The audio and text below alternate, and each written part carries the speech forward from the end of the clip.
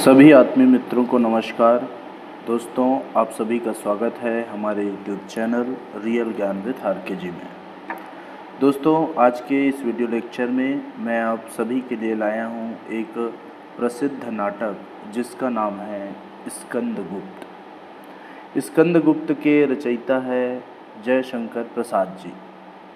जयशंकर प्रसाद जी का यह जो नाटक है दोस्तों, वह बहुत ही महत्वपूर्ण नाटक है UGC नेट की दृष्टि से भी, और कॉलेज के पाठ्यक्रम में इसको शामिल भी किया गया है। तो आज हम इस नाटक का संक्षिप्त सारांश देखेंगे। इसके बाद मैं इसका अंकवार सारांश अगले वीडियो लेक्चर में लाऊंगा। तो अभी हम इसका संक्षिप्त सारांश देख लेते हैं। चलिए शुरू करते हैं। स्कंदगुप्त जो नाटक है वह इतिवृत्त प्रधान नाटक है।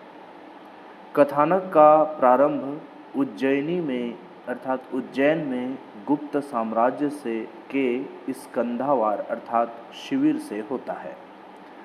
स्कंदगुप्त अधिकार सुख की मादकता की उपेक्षा करता है, अर्थात उसको सुख और अधिकार नहीं चाहिए। वह जो है गुप्त कुल के उत्तराधिकार के अव्यवस्थित नियम के कारण उदासीन है।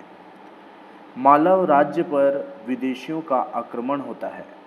स्कंदगुप्त रक्षा के लिए मालव की रक्षा के लिए जाता है और राजधानी में अनंत देवी जो है वह कुचक्र रचती है। कुमार गुप्त का निधन होता है।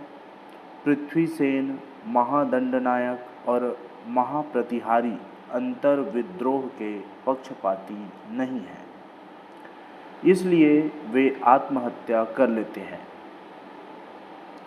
भटार्क और बौद्ध कापालिक प्रपंच बुद्धि अनंत देवी के साथ मिले हुए हैं।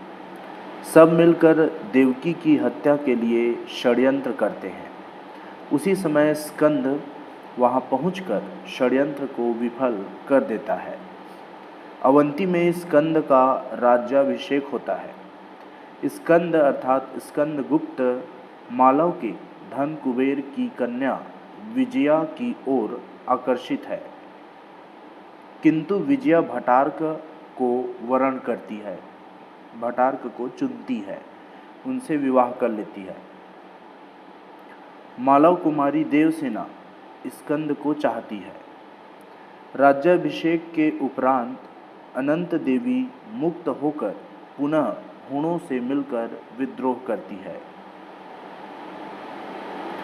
इस युद्ध में भटार्क की सेना स्कंद के साथ विश्वासघात करती है। बंधुवर्मा इस युद्ध में वीरगति प्राप्त करता है। भटार्क कुंभा का बांध तोड़ देता है। उसमें स्कंद की सेना छत विक्षत और अस्त व्यस्त हो जाती है। स्कंद अकेला असहाय निरअवलंब होकर भटकता है। कमला से प्रेरणा पाकर स्कंद उत्साहित होता है। विजया स्कंदगुप्त का प्रेम पुनः प्राप्त करना चाहती है, पर विफल होने पर आत्महत्या कर लेती है। शव संस्कार के समय भटार्क को उसका रत्नगृह मिलता है। उससे सेना संगठित की जाती है। आगे जो है स्कंदगुप्त विक्रमादित्य के नेतृत्व में पुनः हुणों से निर्णायक युद्ध करता है, जिसमें हुण पराजित होते हैं। स्कंद पूर्वगुप्त को रक्त का टीका लगाकर युवराज बनाने की घोषणा करता है और स्वयं आजीवन कुमार रहता है। देवसेना को आह वेदना मिली विदाई, इस गीत से इस नाटक का अंत हो जाता है। तो दोस्तों, इस तरह से हमने जो प्रमुख जो घटनाएं इस नाटक में होती है, इसका संक्षिप्त परिचय हमने दे दिया है। इसके बाद नेक्स्ट वीडियो लेक्चर में हम आपको स्कंदगुप्त नाटक का अंकवार सार प्रस्तुत करेंगे। इस नाटक को देखा जाए तो दोस्तों, यह जो है कथा नाटककार ने 5 अंकों में विस्तार पूर्वक अंकित किया है। और कथा संगठन पर उन्होंने बहुत ही अच्छे तरीके से ध्यान दिया है। इस नाटक की आधिकारिक कथा वस्तु का संबंध मगध साम्राज्य से है और प्रासंगिक वृत्त का मालव राज्य से संबंध है।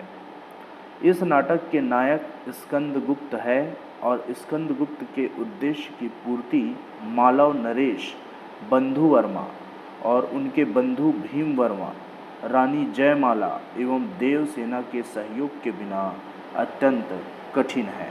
अर्थात इन्हीं के संयोग से स्कंदगुप्त विजित होता है।